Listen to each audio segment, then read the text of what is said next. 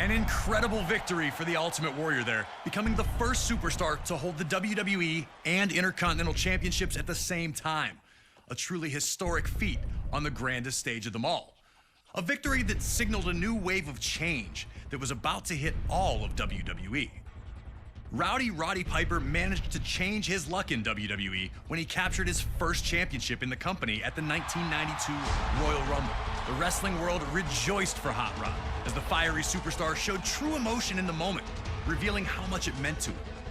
Once the most reviled man on the roster, he was now appreciated for his authenticity. Everyone was happy for him, except for one guy. Bret the Hitman Hart had changed his status in WWE in the spring and summer of 1991.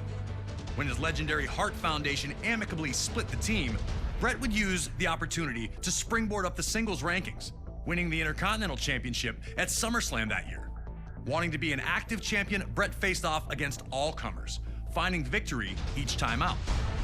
Until a few nights prior to the 1992 Royal Rumble, when Hart lost the Intercontinental Championship. And before he could get a rematch, Piper had swooped in and won the thing. The last thing the Hitman wanted to do was ruin Roddy Piper's moment. The two were close. Piper had trained in the family dungeon and spoke glowingly of not only Bret, but his entire family. I gotta tell you how much I love your family. I gotta tell you how much I love your mom. I knowed you, I know this guy since he's been knee-high to a grasshopper. Respectfully, the two agreed to compete at WrestleMania 8, which would emanate from Indianapolis, Indiana. But Piper understood that many felt Bret lost that title at less than 100%, and that he'd have to defeat Hart in the ring to get those people on his side. And while both men claimed they'd keep it respectful, most everyone understood what happens when you push Roddy Piper to the edge. And trying to take something from Roddy Piper is one way to do it, especially when it's the first title he ever held in WWE. And so it was Bret Hart's technical mastery against Roddy Piper's street fighting in an unheralded classic was produced by two absolute masters of their craft. And while they both tried to keep it friendly, you just knew it wasn't gonna last. Nearly 20 furious minutes of action unfolded between the two, each with near victories along the way. Blood, sweat, and tears was never more appropriate. The two gave their all on the goal of earning the WWE Intercontinental Championship. So, get in there and do your best to beat Roddy Piper to the punch. But beating Hot Rod is no easy task, even if you are the best there is, the best there was, or the best there ever will be.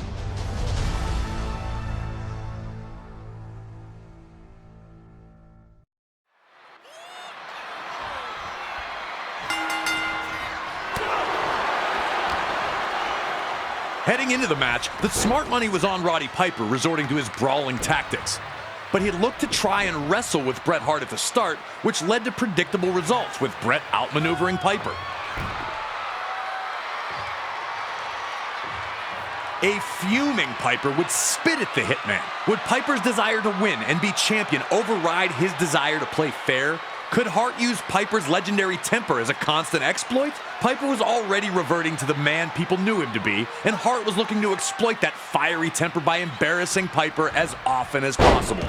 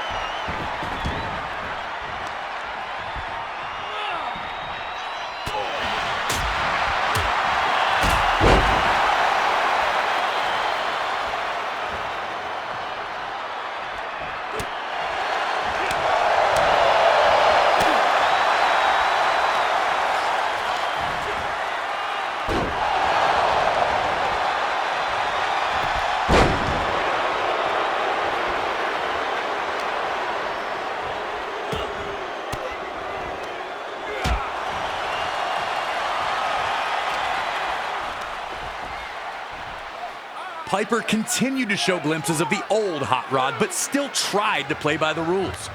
He was desperate to remain champion, but his respect for Hart and his family kept him from unleashing that old demon inside. And Hart used that to his advantage, tricking Piper by feigning a shoulder injury after landing awkwardly on a dropkick.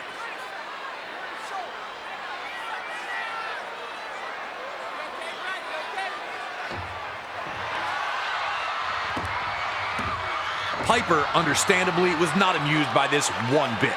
Piper slapped the taste out of Hart for gold bricking, as Bobby Heenan famously called it, and this once friendly competition was turning into the heated brawl many figured it would become.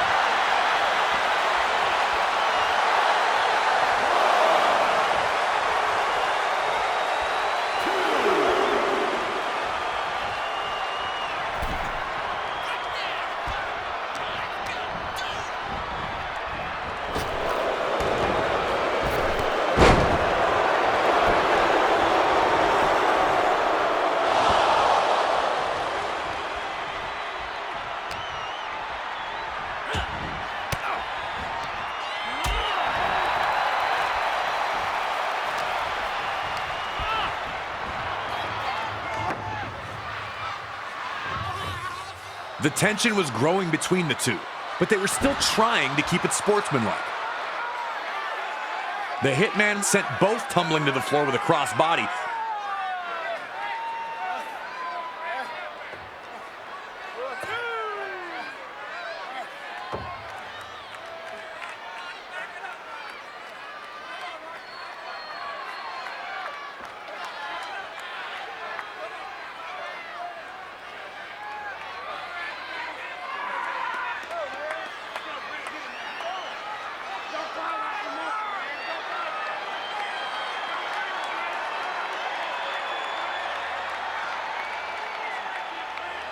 Piper would respond by holding the ropes for Hart to re-enter. Hart was hesitant, but ultimately accepted.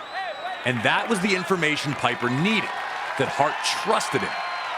Piper would immediately violate that trust by telling Bret his boot was untied and unloading a huge sucker punch. The gloves were off, and the two were in a fight for survival. Hart wanted to use little tricks, while Piper just suckered him with the old, "your shoe's untied." A huge shot from Piper, and it looks like the Hitman may be busted open.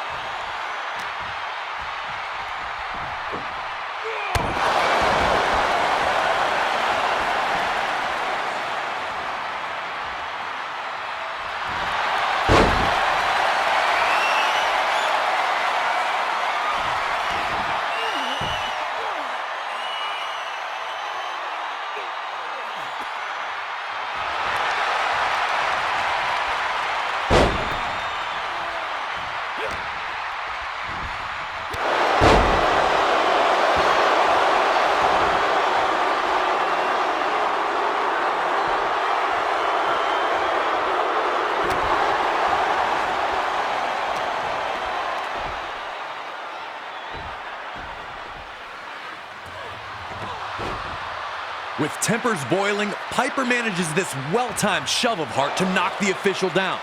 And if you think that was accidental, then you don't know Roddy Piper. As soon as the official goes down, you see the old hot rod start to appear.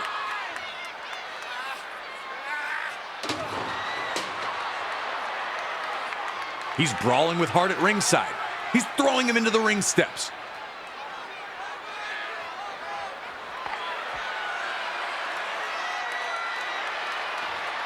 And then he grabs the ring bell. Hart's down on the mat, can barely move, and Piper's telling him to get up. As you see the sneer on Piper's face, like, this is your fault, man.